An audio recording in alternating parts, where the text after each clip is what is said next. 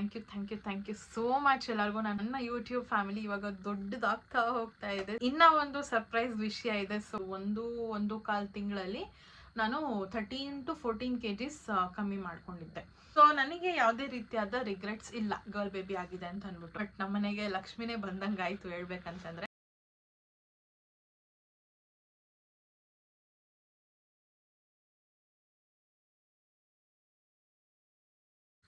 Hi hello ಎಲ್ರಿಗೂ ನಮಸ್ಕಾರ, welcome back to my channel. ನೀವು ನೋಡ್ತಿದ್ದೀರಾ ಹರ್ಷಿತಾ ಬೀರೇಶ್ ವ್ಲಾಗ್. ಸೊ ಇವತ್ತಿನ ಒಂದು ವಿಡಿಯೋನಲ್ಲಿ ನಾನು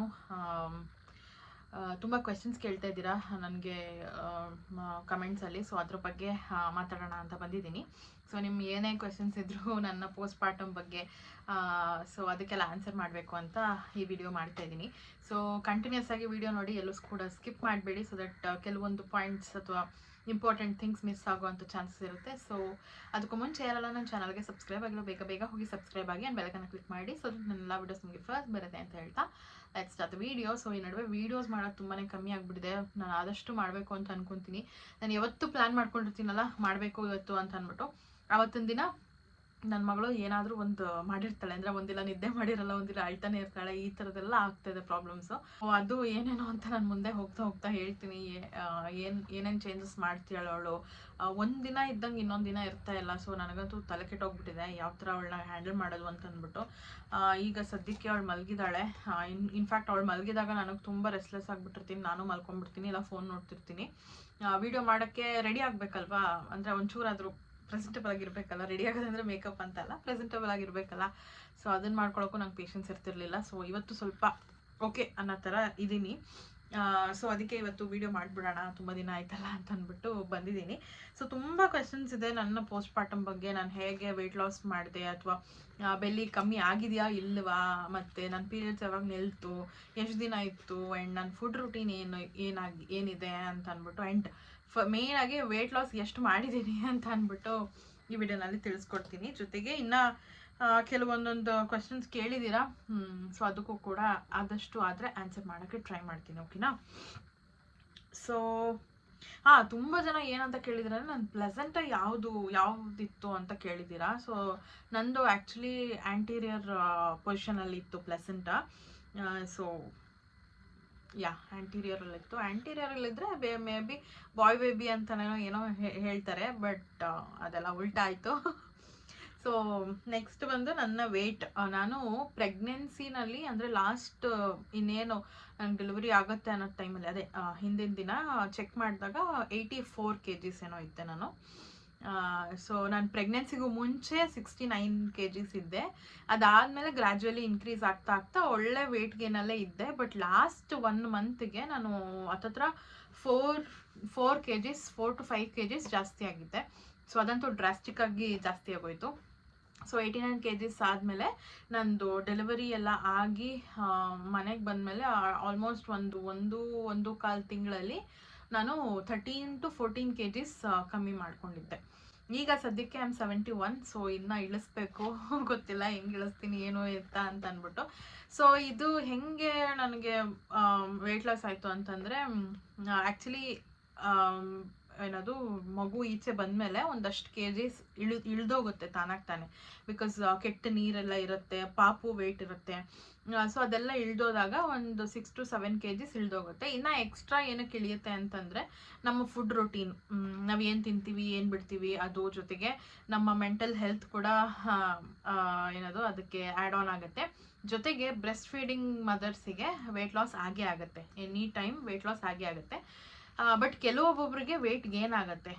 ಅದು ಯಾವಾಗ ಏನು ಎತ್ತ ಅಂತ ನನಗೂ ಸರಿಯಾಗಿ ಗೊತ್ತಿಲ್ಲ, ಬಿಕಾಸ್ ನನಗೆ ವೆಯ್ಟ್ ಗೇನ್ ಆಗಿಲ್ಲ, ವೆಯ್ಟ್ ಲಾಸೇ ಆಗಿರೋದು.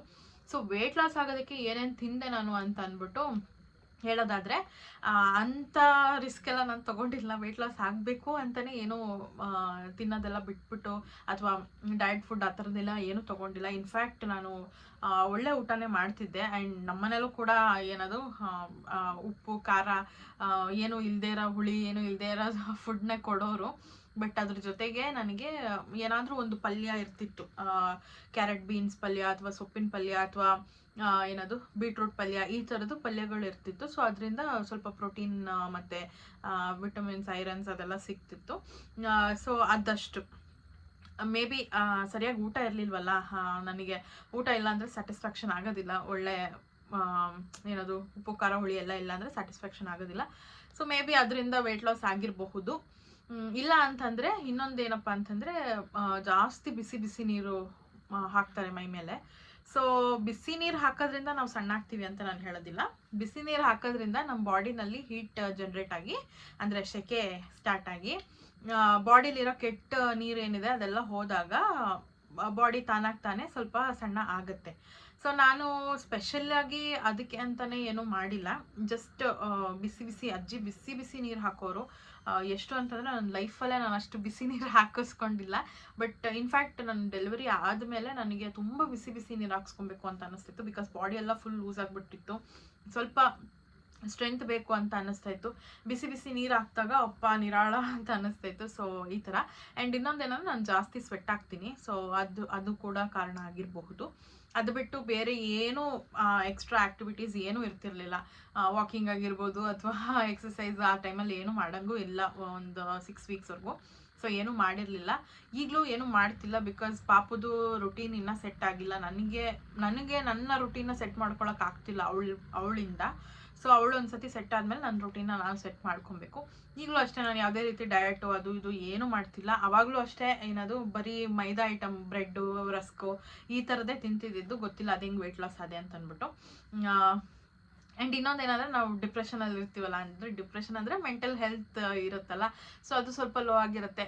ಅಯ್ಯೋ ಈ ಥರ ಆಯ್ತಲ್ಲ, ನನ್ನ ಮಗುಗೆ ಹಾಲೇ ಬರ್ತಿಲ್ವಲ್ಲ, ನಾನು ಸರಿಯಾಗಿ ಅವಳನ್ನ ನೋಡ್ಕೊತಿದ್ದೀನೋ ಇಲ್ವೋ, ಯಾಕೆ ಇವಳು ಅಳ್ತಿದ್ದಾಳೆ, ಏನು ಎತ್ತ, ಈ ಥರದ್ದು ಕ್ವೆಶನ್ಸ್ ಇರುತ್ತೆ ನಮ್ಮ ತಲೆಯಲ್ಲಿ. ಸೊ ಮೇ ಬಿ ಅದರಿಂದನೂ ಆ ಯೋಚನೆಯಿಂದನೂ ಸಣ್ಣ ಆಗಿರಬಹುದು. ಸೊ ಇದಿಷ್ಟು ವೆಯ್ಟ್ ಲಾಸ್ ಬಗ್ಗೆ. ನೆಕ್ಸ್ಟ್ ಬಂದು ಬೆಲ್ಲಿ ಫ್ಯಾಟ್ ಕಡಿಮೆ ಹೇಗೆ ಮಾಡ್ಕೊಂಡ್ರಿ ಅಂತ. ಇನ್ಫ್ಯಾಕ್ಟ್ ಹೇಳ್ಬೇಕಂದ್ರೆ ನಂದು ಡೆಲಿವರಿ ಆದಮೇಲೆ ಹೊಟ್ಟೆ ಇನ್ನೂ ಹಾಗೆ ಇತ್ತು. ಇನ್ನೂ ಒಂದು ಮಗು ಇದೆಯೇನೋ, ಒಂದು 6-7 ಮಂತ್ಸ್ ಮಗು ಇದೆಯೇನೋ ಅನ್ನೋ ಥರನೇ ಇತ್ತು. ಮಮ್ಮಿ ಅಜ್ಜಿ ಎಲ್ಲ ಹಾಗೆ ಹೇಳೋರು, ಯಾಕೆ ಇಷ್ಟಪ್ಪ ಇದೆ ಅಂತ ಅಂದ್ಬಿಟ್ಟು. ಏನು ಮಾಡೋಕ್ಕಾಗಲ್ಲ, ಅದಿದ್ದೇ ಇರುತ್ತೆ. ಅದಾಗಿ ಸ್ವಲ್ಪ ದಿನ ಆಗ್ತಾ ಹೊಟ್ಟೆ ಎಲ್ಲ ಕರಗ್ತಾ ಬಂತು. ಅಂದರೆ ಒಳಗೆ ಹೋಗ್ತಾ ಬಂತು. ಅಂದರೆ ಅದು ಒಳಗಡೆ ಫ್ಯಾಟ್ ಎಲ್ಲ ಇರುತ್ತಲ್ಲ, ಸೊ ಅದೆಲ್ಲ ಕರಗ್ತಾ ಬಂತು.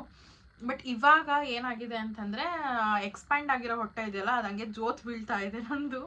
ಸೊ ಅದು ಹೆಂಗೆ ಕಮ್ಮಿ ಮಾಡ್ಕೊಳ್ಳೋದು ಏನಿಲ್ಲ, ಟೋನ್ ಮಾಡ್ಕೊಬೇಕು ಬಾಡಿನ. ಬಟ್ ಇವಾಗ ಸದ್ಯಕ್ಕೆ ಟೋನ್ ಮಾಡ್ಕೊಳ್ಳೋದಕ್ಕೆ.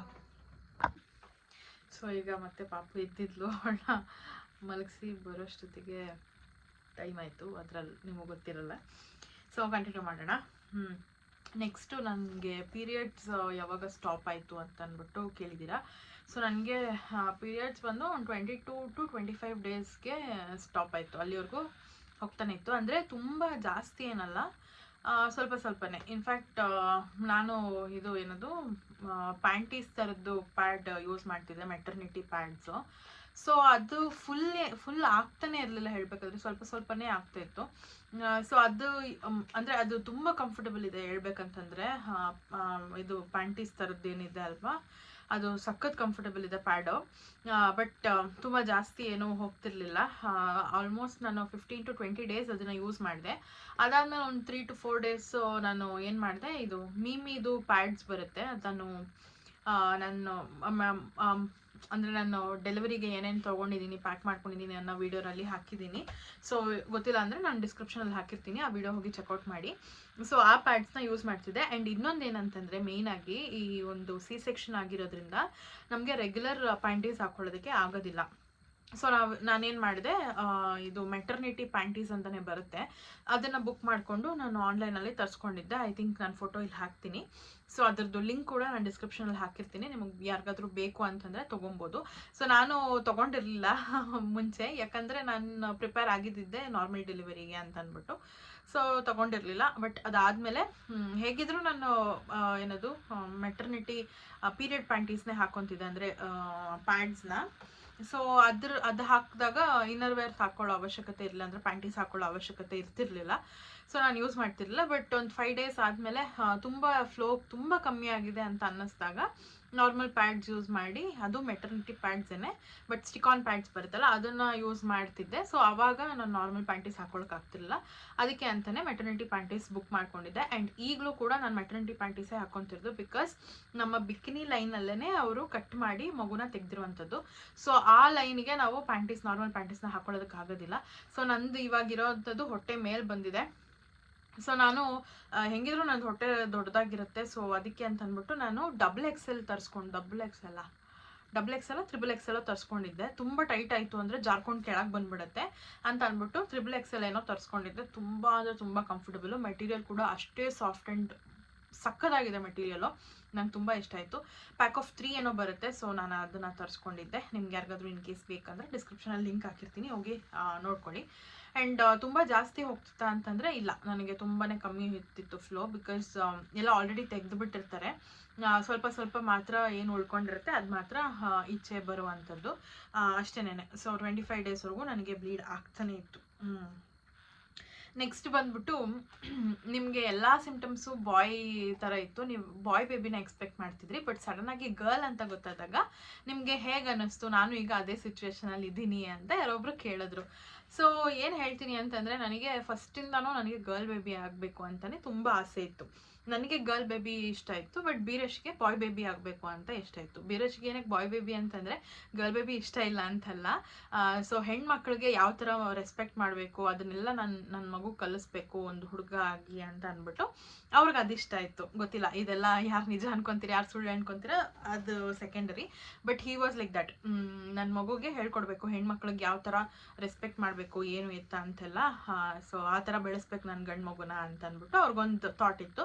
ಜೊತೆಗೆ ಅವ್ರು ಏನು ಹೇಳಿದ್ರು ಅಂತಂದರೆ, ಗಂಡು ಮಗು ಆಯಿತು ಅಂತಂದರೆ ನಮ್ಗೆ ಇನ್ನೊಂದು ಹೆಣ್ಮಗು ಬೇಕಾಗುತ್ತೆ, ಇಲ್ಲ ಹೆಣ್ಮಗು ಆಯಿತು ಅಂತಂದರೆ ಅಷ್ಟೇ ಸಾಕು, ಒಂದೇ ಸಾಕು, ಗಂಡು ಮಗು ಏನು ಬೇಡ ಅಂತ. ಈ ವಾಸ್ ಲೈಕ್ ದಟ್.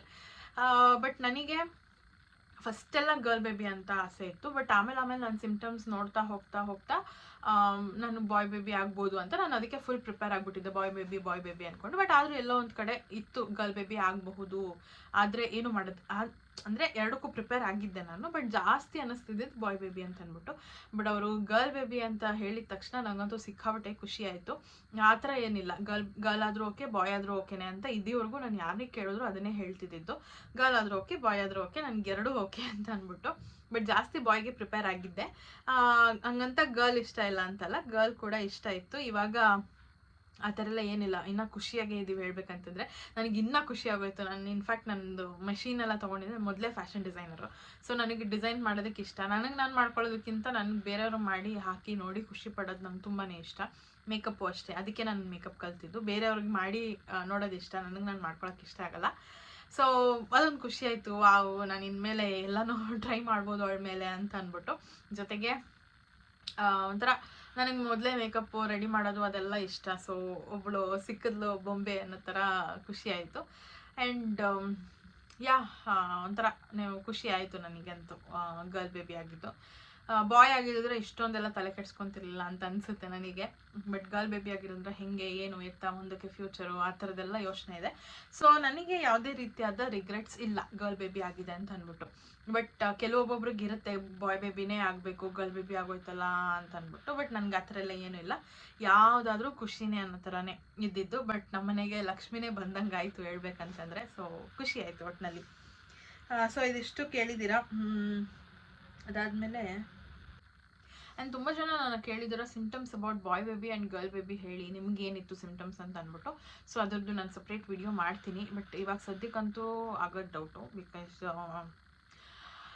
ಮಗು ನೋಡ್ಕೊಳ್ಳೋದ್ರಲ್ಲೇ ನನ್ನ ಜೀವನ ಇಡೀ ಸವಿತಾ ಇದೆ ಅಂತ ನನಗೆ ಅನ್ನಿಸ್ತಾ ಇದೆ. ಬಿಕಾಸ್ ಅವಳು 2 ಮಂತ್ಸ್ಗೇನೆ ಸಿಕ್ಕಾಬಟ್ಟೆ ಏನದು ಹೈಪರ್ ಆಕ್ಟಿವ್ ಆಗಿ ಆಡ್ತಿದ್ದಾಳೆ. ಜೊತೆಗೆ ಅಳೋದು ಜಾಸ್ತಿ ಆಗಿದೆ, ಜೊತೆಗೆ ಕರೆಕ್ಟಾಗಿ ಫೀಡ್ ತೊಗೊತಾ ಇಲ್ಲ, ಜೊತೆಗೆ ನಿದ್ದೆ ಮಾಡ್ತಾ ಇಲ್ಲ. ನಾನು ಇದನ್ನೆಲ್ಲ ಫಿಗರ್ ಔಟ್ ಮಾಡೋಷ್ಟೊತ್ತಿಗೆ ನಾನು ಎಲ್ಲೋ ಹೋಗ್ಬಿಟ್ಟಿರ್ತೀನಿ. ಸಿಕ್ಕಾಬಟ್ಟೆ ಸಿಟ್ಟು ಬರುತ್ತೆ, ಕೋಪ ಬರುತ್ತೆ, ಅಳು ಬರುತ್ತೆ. ಯಾರನ್ನ ಒಂದು ಮಾತಾಡಿದ್ರು ಸಿಕ್ಕಾಬಟ್ಟೆ ಬೇಜಾರಾಗ್ಬಿಡುತ್ತೆ, ತಿರುಗಿಸಿ ಮಾತಾಡ್ಬಿಡ್ಬೇಕು ಅನ್ನೋಷ್ಟು ಕೋಪ ಬರುತ್ತೆ. ಆ್ಯಂಡ್ ಸುಮಾರು ಮಾಡಿದ್ದೀನಿ ನನ್ನ ಹತ್ರ ಹೇಳ್ಬೇಕಂತಂದರೆ. ಆ್ಯಂಡ್ ಇನ್ನೊಂದು ಏನಪ್ಪ ಅಂತಂದರೆ, ಯಾರೆಲ್ಲ ವಿಡಿಯೋಸ್ ನೋಡ್ತಿದ್ದೀರಾ ಅಥವಾ ನಿಮ್ಮ ಸುತ್ತಮುತ್ತ ಯಾರಾದರೂ ಪ್ರೆಗ್ನೆಂಟ್ ಲೇಡೀಸ್ ಇದ್ದಾರೆ ಅಥವಾ ನಿಮ್ಮನೆಲ್ಲೇ ಇದ್ದಾರೆ ಪ್ರೆಗ್ನೆಂಟ್ ಇರೋರು ಅಥವಾ ಪೋಸ್ಟ್ ಪಾರ್ಟಮಲ್ಲಿ ಇರೋರು ಅಂತಂದರೆ ದಯವಿಟ್ಟು ಅವ್ರ ಹತ್ರ ಏನೂ ಹೋಗಿ ಕೆಟ್ಟದಾಗಿ ಮಾತಾಡಬೇಡಿ. ಏನು ಇನ್ನೊಬ್ಳಿಗೆನ ಹಿಂಗೆ ಆಗ್ತಿರೋದು, ನಮಗೂ ಆಗಿತ್ತು, ಅದು ಇದು ಈ ಥರದ್ದೆಲ್ಲ ಹೇಳಬೇಡಿ. ನಿಮಗೂ ಆಗಿದೆ, ನಮಗೂ ಆಗುತ್ತೆ, ಬಟ್ ನಾವು ಅದನ್ನು ಎಕ್ಸ್ಪ್ರೆಸ್ ಮಾಡ್ಕೊತೀವಿ, ನೀವು ಎಕ್ಸ್ಪ್ರೆಸ್ ಮಾಡ್ಕೊತಿರ್ಲಿಲ್ಲ. ಬಟ್ ಈಗಿನ ಜನ್ರೇಷನ್ ತುಂಬಾ ಚೇಂಜ್ ಆಗಿದೆ. ಸಣ್ಣದೇನಾದರೂ ಒಂದು ಮಾತು ಬಂತು ಅಂತಂದ್ರೂ ಅದನ್ನು ತಡ್ಕೊಳ್ಳೋ ಶಕ್ತಿ ನಮಗಿರೋದಿಲ್ಲ. ತಡ್ಕೊಳ್ಳೋ ಶಕ್ತಿ ಇರೋದಿಲ್ಲ ಅನ್ನೋದಕ್ಕಿಂತ ನಾವು ಆ ಸ್ಟೇಜಲ್ಲಿ ಇರೋದಿಲ್ಲ. ಬಿಕಾಸ್ ಮಗು ಸರಿಯಾಗಿ ನಿದ್ದೆ ಮಾಡಲ್ಲ, ನಮಗೆ ಸರಿಯಾಗಿ ನಿದ್ದೆ ಇರೋದಿಲ್ಲ, ಸರಿಯಾದ ಟೈಮ್ಗೆ ಟಿಫನ್ ಮಾಡೋಕ್ಕಾಗ್ತಿಲ್ಲ. ನಾನು ಸರಿಯಾದ ಟೈಮಿಗೆ ಟಿಫನ್ ಮಾಡೋಕ್ಕಾಗ್ತಿಲ್ಲ. ಟಿಫನ್ ಮಾಡೋದನ್ನ ಊಟಕ್ಕೆ ಮಾಡ್ತಾಯಿದ್ದೀನಿ, ಊಟ ಸ್ಕಿಪ್ ಆಗ್ತಾಯಿದೆ, ಟಿಫನು ಸ್ಕಿಪ್ ಆಗ್ತಾಯಿದೆ, ಜೊತೆಗೆ ನೈಟು ಸರಿಯಾಗಿ ನಿದ್ದೆ ಇಲ್ಲ. ಸೊ ಈ ಥರದ್ದೆಲ್ಲ ಇದ್ದಾಗ ಮನೇಲಿ ಸ್ವಲ್ಪ ಹಾಗೆ ಹಿಂಗೆ ಅಂತೆಲ್ಲ ಮಾತಾಡೋದಕ್ಕೆ ಹೋಗಬೇಡಿ. ನಮ್ಮ ಮನೇಲಿ ಮಾತಾಡ್ತಾರೆ ಅಂತಲ್ಲ, ಕೆಲವೊಂದು ಸತಿ ಆಗತ್ತೆ ಈ ಥರದ್ದೆಲ್ಲ. ಏನೋ ಒಂದು ಫ್ರಸ್ಟ್ರೇಷನಲ್ಲಿ ಏನೋ ಒಂದು ಮಾತಾಡ್ಬಿಡ್ತೀನಿ, ಅವ್ರು ಅದಕ್ಕೆ ಏನೋ ಒಂದು ಹೇಳ್ಬಿಡ್ತಾರೆ. ಸೊ ಅದು ಸ್ವಲ್ಪ ಬೇಜಾರಾಗುತ್ತೆ. ಅದು ಮಗು ಮೇಲೂ ಪರಿಣಾಮ ಬೀಳುತ್ತೆ ಆ್ಯಂಡ್ ನನ್ನ ಮೇಲೂ ತುಂಬಾ ಪರಿಣಾಮ. ಜೊತೆಗೆ ನಾನು ತಿರುಗಿಸಿ ಹೇಳ್ಬಿಡ್ತೀನಿ. ಬಟ್ ಅದನ್ನು ಆಮೇಲೆ ಕುತ್ಕೊಂಡು ಯೋಚನೆ ಮಾಡಿದಾಗ ಯಾಕೆ ಈ ಥರ ಮಾತಾಡಿದೆ ಅಂತ ನನಗೆ ಅನಿಸುತ್ತೆ. ಸೊ ಈ ಥರದ್ದೆಲ್ಲ ಸಣ್ಣ ಪುಟ್ಟದಿರುತ್ತೆ. ಸೊ ನಾವು ಕೂಡ ಮ್ಯಾನೇಜ್ ಮಾಡ್ಕೊಂಡು ಹೋಗಬೇಕು. ನೋಡೋಣ. ನಾನು ಫಿಗರ್ ಔಟ್ ಮಾಡ್ತಿದ್ದೀನಿ ಯಾಕೆ ಇವಳು ಈ ಥರ ಎಲ್ಲ ಆಡ್ತಿದ್ದಾಳೆ ಅಂತ. ಏನೇನು ಆಡ್ತಿದ್ದಾಳೆ ಈಗಲೇ ಅಂತ ಅಂದ್ಬಿಟ್ಟು ನಾನು ಬರೋ ಮುಂದಿನ ವೀಡಿಯೋಸಲ್ಲಿ ಹೇಳ್ತೀನಿ. ನೋಡ ಇನ್ಮೇಲೆ ವ್ಲಾಗ್ಸ್ ಅವಾಗ ಕಂಟಿನ್ಯೂಸ್ ಆಗಿ ಮಾಡೋಣ ಅಂತ ಅಂದ್ಕೊಂಡಿದ್ದೀನಿ. ಅವಳ ಜೊತೆಗೇನೆ ಯಾವ ಥರ ಇರುತ್ತೆ ನನ್ನ ಸಿಚುವೇಶನು, ಏನು ಇರ್ತಾ ಅಂತ ಅಂದ್ಬಿಟ್ಟು. ಸೊ ವಿಡಿಯೋ ಮಾಡೋಕ್ಕೆ ಹೆಲ್ಪ್ಗಿದ್ರೆ ಒಬ್ಬರು ಚೆನ್ನಾಗಿರುತ್ತೆ ಆ್ಯಂಡ್ ಬೇಗ ಕೂಡ ಮಾಡ್ಬೋದು ಅಂತ ನನಗನ್ನಿಸ್ತು. ಅದಕ್ಕೆ ವಿನೋದನ್ ಕೇಳಿದ್ದೀನಿ ಮಾಡು ಅಂತ ಅಂದ್ಬಿಟ್ಟು. ನೋಡೋಣ ಅವಳು ಏನು ಹೇಳ್ತಾಳೆ ಅಂತ ಅಂದ್ಬಿಟ್ಟು. ಸೊ ಇದಿಷ್ಟು ಇವತ್ತಿನ ವಿಡಿಯೋ. ಐ ಹೋಪ್ ನಿಮ್ಮೆಲ್ಲರಿಗೂ ಇಷ್ಟ ಆಗಿದೆ ಅಂತ. ಇಷ್ಟ ಆಗಿದೆ ಲೈಕ್ ಮಾಡಿ, ಶೇರ್ ಮಾಡಿ, ಕಮೆಂಟ್ ಮಾಡಿ ಆ್ಯಂಡ್ ಸಬ್ಸ್ಕ್ರೈಬ್ ಮಾಡ್ಕೊಳ್ಳಿ. ಬೆಲ್ಲೈಕನ್ನ ಕ್ಲಿಕ್ ಮಾಡಿ, ಸೊ ನನ್ನ ಎಲ್ಲ ವಿಡಿಯೋಸ್ ನಿಮಗೆ ಫಸ್ಟ್ ಬರುತ್ತೆ ಅಂತ ಹೇಳ್ತಾ. ಆ್ಯಂಡ್ ಇನ್ನೊಂದು ವಿಷಯ ಹೇಳಬೇಕಿತ್ತು.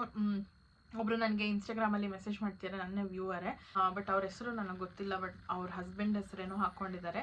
ಸೊ ಅವರು ಹೇಳ್ತಿದ್ರು ನಿಮ್ಮ ವೀಡಿಯೋಸ್ ನೋಡಿ ನಾನು ಕೂಡ ಇವಾಗ ನನಗೂ PCOS ಇತ್ತು, ಇವಾಗ ಕನ್ಸೀವ್ ಆಗಿದ್ದೀನಿ ಅಂತ ಹೇಳಿದ್ರು.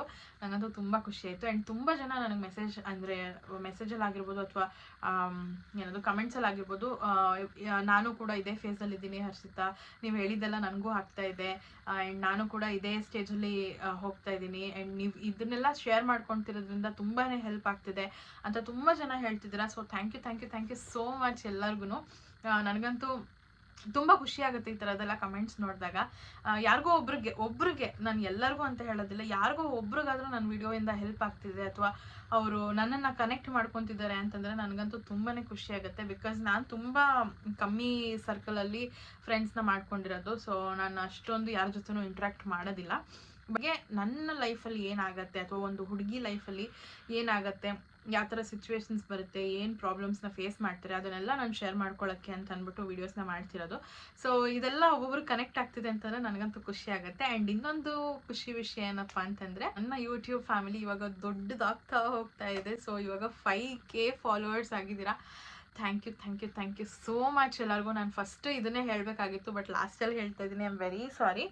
So thank you so much ಎಲ್ಲರಿಗೂ. ಹೀಗೆ ನನಗೆ ಸಪೋರ್ಟ್ ಮಾಡಿಕೊಂಡು ನಿಮ್ಮ ಪ್ರೀತಿನ ಕೊಡ್ತಾ ಇರಿ. ಆದಷ್ಟು ನನ್ನ ಕೈಲಿ ಏನಾಗುತ್ತೋ ಅದನ್ನು ನಾನು ನಿಮಗೆ ಎಂಟರ್ಟೈನ್ ಮಾಡ್ತಾ ಇರ್ತೀನಿ. ಆ್ಯಂಡ್ ಅದ್ರ ಜೊತೆ ಎಂಟರ್ಟೈನ್ ಒಂದೇ ಅಲ್ಲದೆ ಇನ್ಫಾರ್ಮೇಷನ್ಸ್ನ ಕೂಡ ಕೊಡ್ತಾ ಇರ್ತೀನಿ. ನನ್ನ ಲೈಫಲ್ಲಿ ಏನೇನು ಆಗ್ತಿರುತ್ತೆ, ಒಂದು ಲೇಡೀಸ್ ಪ್ರಾಬ್ಲಮ್ಸ್ ಏನೇನಿರುತ್ತೆ ಅದನ್ನೆಲ್ಲ ನಾನು ಹೇಳ್ತಾ ಹೋಗ್ತೀನಿ. ಆ್ಯಂಡ್ 5K ಆಗೋದಕ್ಕೆ ಎಲ್ಲರೂ ಕಾರಣ ನೀವುಗಳು ಮತ್ತು ನನ್ನ ಫ್ಯಾಮಿಲಿ ಆಗಿರ್ಬೋದು, ನನ್ನ ಹಸ್ಬೆಂಡು. ಸೊ ಎಲ್ಲರಿಗೂ thank you so much. And ನನ್ನ ಫ್ರೆಂಡ್ಸ್ ಅಷ್ಟೇ, ಅವರು ಕೂಡ ತುಂಬಾ ಸಪೋರ್ಟ್ ಮಾಡ್ತಾರೆ. ತುಂಬ ಬೋಲ್ಡಾಗಿ ಮಾತಾಡ್ತೀಯಾ ಅಂತೆಲ್ಲ ಹೇಳಿ ತುಂಬ ಸಪೋರ್ಟ್ ಮಾಡ್ತಾರೆ. ಸೊ ಎಲ್ಲರಿಗೂ ಹೋಲ್ಸೇಲಾಗಿ thank you so much. And ಇನ್ನೂ ಒಂದು ಸರ್ಪ್ರೈಸ್ ವಿಷಯ ಇದೆ. ಸೊ ಅದು ಏನು ಅಂತ ಅಂದ್ಬಿಟ್ಟು ನಾನು ವರಮಹಾಲಕ್ಷ್ಮಿ ಹಬ್ಬದ ದಿನಾನೇ ರಿವೀಲ್ನ ಮಾಡ್ತೀನಿ. ಸೊ ಈಗ ಸದ್ಯಕ್ಕೆ ಬೇಡ. ಆ್ಯಂಡ್ ಆ ಸ್ಪೆಷಲ್ ವಿಷಯ ನನಗೆ ಗೊತ್ತಾದಾಗ ತುಂಬಾ ಖುಷಿಯಾಗಿತ್ತು. ಆ್ಯಂಡ್ ಅದು ಆಗೋದಕ್ಕೆ ಕಾರಣ ನೀವೆಲ್ಲರೂ ಅಂತ ಹೇಳೋಕ್ಕೆ ಇಷ್ಟಪಡ್ತೀನಿ. ಸೊ ಅದನ್ನು ನಿಮ್ಮ ಜೊತೆ ಶೇರ್ ಮಾಡ್ಕೊತೀನಿ. ಸೊ ಅದು ಅಂದರೆ ವರಮಹಾಲಕ್ಷ್ಮಿ ಬರೋವರೆಗೂ ದಯವಿಟ್ಟು ವೇಟ್ ಮಾಡಿ. ಏನಿರ್ಬೋದು ಅಂತ ಗೆಸ್ ಮಾಡಿ ನನಗೆ ಕಮೆಂಟ್ ಬಾಕ್ಸಲ್ಲಿ ತಿಳಿಸಿ. So thank you so much for watching. Bye.